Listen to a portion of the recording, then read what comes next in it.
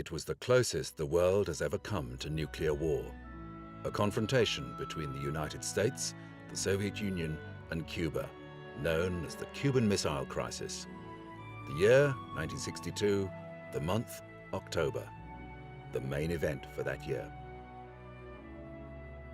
Often regarded as the most dangerous juncture of the nuclear age, the Cuban Missile Crisis was a culmination of Cold War tensions that had been escalating for some time due to the Soviet Union stationing nuclear missiles in Cuba.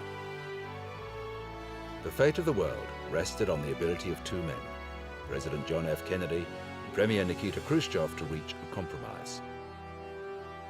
In October 1962, US intelligence discovered the Soviets had installed nuclear missiles in Cuba, just 90 miles off the coast of the United States. Cuban leader Fidel Castro had allowed the USSR to set up the nuclear missiles for the defense of his country. When questioned, the Soviets publicly stated that they had no need to install nuclear weapons outside the USSR. Khrushchev had promised military assistance to the besieged Castro regime in Cuba. He saw the Soviet Union's relationship with Cuba as representing a unique opportunity to offset the threat posed to Moscow by American nuclear missiles based in Turkey. When President Kennedy learned of the missile sites through reconnaissance photographs, despite the USSR's denials, he immediately organized the ExComm, Executive Committee of the National Security Council, a group of his most trusted advisors to handle the crisis.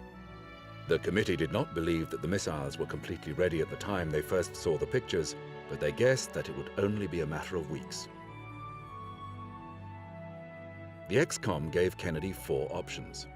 He could do nothing, use quiet diplomacy and not publicize the presence of the missiles, take the weapons out with an airstrike, or impose a naval blockade against Cuba.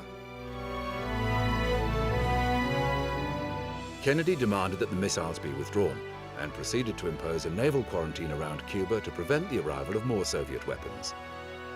On October the 23rd, President Kennedy signed Proclamation 3504, formally declaring the blockade of Cuban seaports.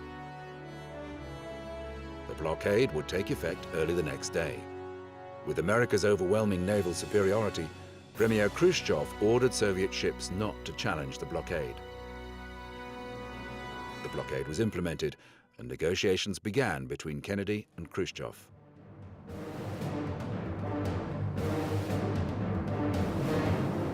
Kennedy demanded that Khrushchev dismantle and remove all missiles from Cuba. For days, the two superpowers considered their options, while Jack Kennedy addressed his nation, announcing the discovery of the missiles. While an outcome was being debated, American troops were amassed at Guantanamo Bay on Cuba's eastern end, and all non-essential personnel were evacuated. The American Naval Air Station was then reinforced with Marines, should there be an attack.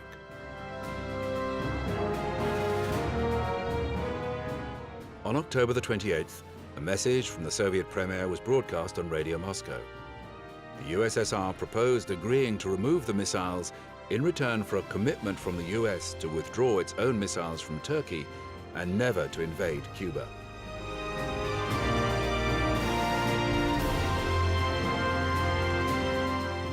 After much deliberation between the Soviet Union and Kennedy's cabinet, it was agreed. The missiles were withdrawn from Cuba weeks later, and America agreed to remove their weapons from Turkey.